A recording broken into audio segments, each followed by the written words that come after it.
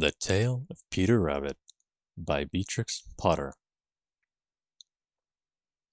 Once upon a time, there were four little rabbits, and their names were Flopsy, Mopsy, Cottontail, and Peter. They lived with their mother in a sandbank, underneath the root of a very big fir tree. "Now, my dears," said old Miss Rabbit one morning, "you may go into the fields or down the lane, but don't go into Mr. McGregor's garden. Your father had an accident there. He was put in a pie by Mrs. McGregor. Now run along and don't get into mischief. I'm going out." Then old Mrs. Rabbit took a basket and her umbrella and went through the wood to the baker's. She bought a loaf of brown bread and 5 currant buns. Flopsy, Mopsy, and Cottontail, who were good little bunnies, went down the lane to gather blackberries. But Peter, who was very naughty, ran straight away to Mr. McGregor's garden and squeezed under the gate. First, he ate some lettuce and some French beans, and then he ate some radishes. And then, feeling rather sick, he went to look for some parsley. But around the end of a cucumber frame, who should he meet but Mr. McGregor? Mr. McGregor was on his hands and knees planting out young cabbages. But he jumped up and ran after Peter, waving a rake and calling out, "Stop, thief!" Peter was most dreadfully frightened. He rushed all over the garden, for he had forgotten the way back to the gate. He lost one of his shoes among the cabbages, and the other shoe amongst the potatoes. After losing them, he ran on all 4 legs and went faster, so that I think he might have gotten away altogether, if he had not unfortunately ran into a gooseberry net, and got caught by the large buttons on his jacket. It was a blue jacket with brass buttons, quite new. Peter gave himself up for lost, and shed big tears. But his sobs were overheard by some friendly sparrows, who flew to him in great excitement, and implored him to exert himself. Mr. McGregor came up with a sieve, which he intended to pop upon the top of Peter. But Peter wriggled out just in time, his jacket behind him, and rushed into the tool shed and jumped into a can.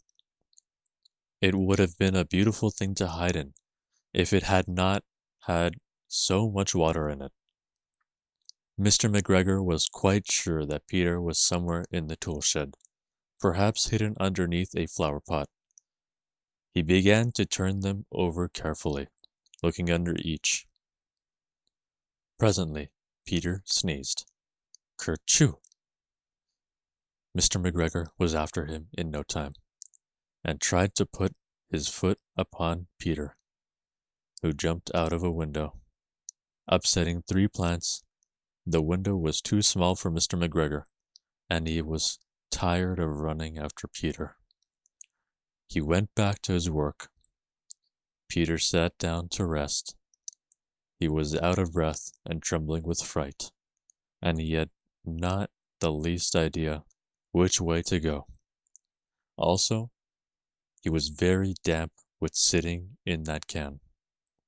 After a time, he had begun to wander about, going lippity, not very fast, and looking all around. He found a door in a wall, but it was locked, and there was no room for a fat little rabbit to squeeze underneath. An old mouse was running in and out over the stone doorstep, carrying peas and beans to her family in the wood.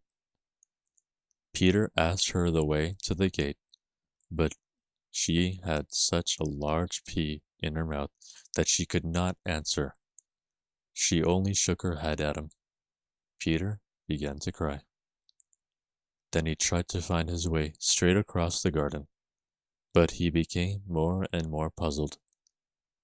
Presently, he came to a pond where Mr. McGregor filled his water cans. A white cat was staring at some goldfish. She sat very, very still, but now and then the tip of her tail twitched as if it were alive.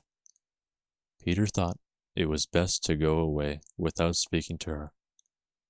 He had heard about cats from his cousin, little Benjamin Bunny.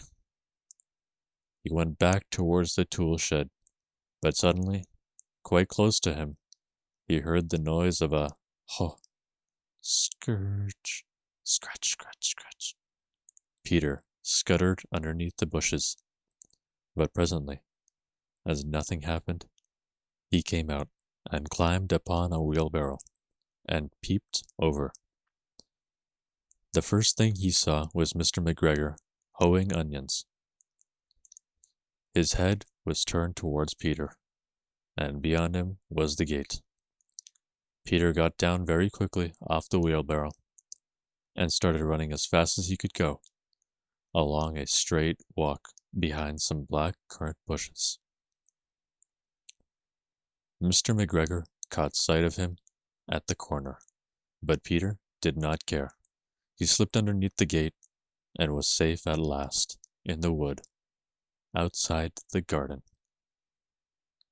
Mr. McGregor hung up the little jacket and the shoes for a scarecrow to frighten the blackbirds. Peter never stopped running or looked behind him till he got home to the big fir tree. He was so tired that he flopped down upon the nice soft sand on the floor of the rabbit hole and shut his eyes. His mother was very busy cooking. She wondered what he had done with his clothes.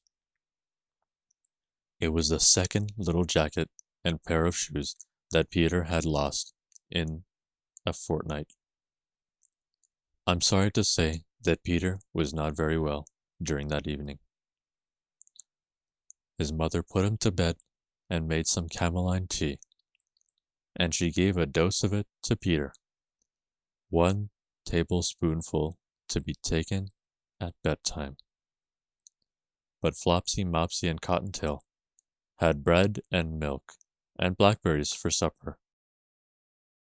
If you have any suggestions for anything I could do next, drop it down below in the comments. Be sure to like and subscribe, and check out my other videos. Thank you for listening, and have a wonderful day.